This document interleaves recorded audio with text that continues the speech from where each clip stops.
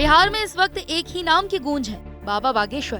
पूरा बिहार, खासकर राजधानी पटना का इलाका बागेश्वर धाम वाले धीरेन्द्र कृष्ण शास्त्री के रंग में रंगा हुआ है। पिछले 4 दिन से बाबा पटना से सटे नौबतपुर में हनुमंत कथा के साथ दिव्य दरबार लगा रहे हैं।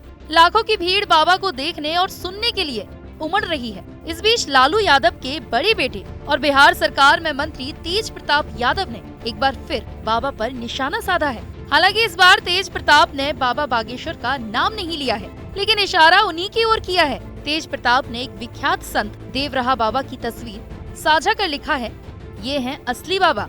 ऐसे में बहुत सारे लोग ऐसे हैं जो देवराहा बाबा की ख्याति और उनके बारे में जानना चाहते हैं। इस वीडियो में हम आपको देवराहा बाबा से जुड़े कुछ ऐसे किस्सों के बारे में बताएंगे जो बहुत कम लोगों को पता है। आमतौर पर एक इंसान 60, 70, 80 या फिर 90 या बहुत हो तो 100 साल जीता है, लेकिन देवराहा बाबा को लेकर कहा जाता है कि वो कई 100 साल तक जीवित रहे। हालांकि इसे लेकर बहुत असमंजस है। कुछ मत है कि बाबा 250 साल जिए, कुछ कहते हैं कि 500 साल तक जिए, कुछ तो उनके 900 साल तक जिंदा रहने का दावा करते हैं। उत्तर प्रदेश के देवरिया के एक यादव परिवार में जन्मे देवराहा बाबा के जन्म का साल किसी को नहीं पता। 19 जून 1990 को अपना शरीर त्यागने वाले देवराहा बाबा एक सिद्ध महापुरुष और ख्याति प्राप्त संत थे। कहा जाता है कि बाबा जमीन से कई फुट ऊपर लकड़ी के बने मचान पर रहते थे और वहीं योग साधना में लीन रहते थे। ब्रह्म मुहूर्त में सिर्फ स्नान के लिए ही वो नीचे उतरते थे। जो कोई भी दर्शन को आता था उसे मचान से ही अपने पैर छुआ देते थे, जिससे वो धन्य हो उठता था। ये भी कहा जाता है कि बाबा बस आंख बंद करते थे और भक्तों को देने के लिए प्रसाद उनके हाथ में आता था। चाहे सर्दी हो या गर्मी, लिबास के नाम पर बाबा सिर्फ बाघ की छाल लपेटे रहते थे। कभी बाबा को किसी ने अन्न खाते हुए नहीं देखा।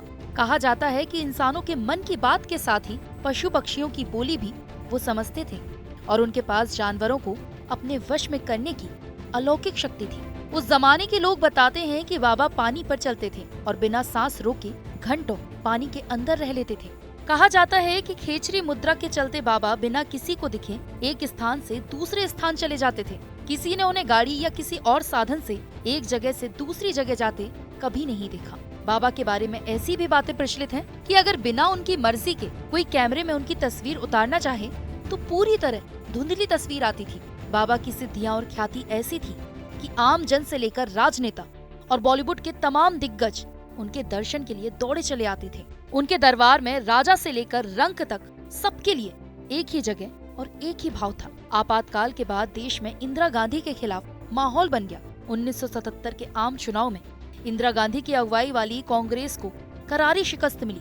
तब इंदिरा गांधी देवराहा बाबा से आशीर्वाद लेने देवरिया पहुंच गई। कहा जाता है कि आम तौर पर अपने चरणों से आशीर्वाद देने वाले बाबा ने इंदिरा गांधी को हाथ उठाकर आशीर्वाद दिया और कहा कि यही हाथ तुम्हारा कल्याण करेगा। इंदिरा जी दिल्ली लौटते ही चुनाव आयोग से पार्टी का चुनाव चिन्ह गाय बछड़ा की जगह पंजा छाप आवंटित करने की गुजारिश करने लगी। उसके बाद 1980 में चुनाव में कांग्रेस की ऐतिहासिक जीत हुई।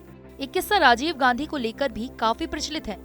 बताया जाता है कि राजीव गांधी बाबा के दर्शन करने के लिए देवरिया आने वाले थे। हेलीपैड बनाने के लिए वहां पर एक बबूल के पेड़ को काटने की तैयारी थी। बाबा ने अफसरों को मना कर दिया। जब अफसरों ने पूछा कि बाबा जब हमसे पूछा जाएगा तो हम क्या जवाब देंगे, देवराहा बाबा ने कहा, चिंता मत करो, प्रधानमंत्री नहीं आएंगे। कुछ घंटे बाद ही रेडियो पर टेलीग्राम आ गया कि कुछ वजहों से प्रधानमंत्री का दौरा टल गया है। एक किस्सा सदी के महानायक अमिताभ बच्चन से भी जुड़ा है। कहा जाता है कि कुली फिल्म की शूटिंग के दौरान जब अमिताभ बच्चन बुरी तरह से जख्मी हो गए थे, तब देवराहा बाबा के कारण ही उनकी जान बची थी। कुछ रिपोर्ट्स के मुताबिक डॉक्टरों ने अमिताभ बच्चन को क्लिनिकली डेड बता दिया था।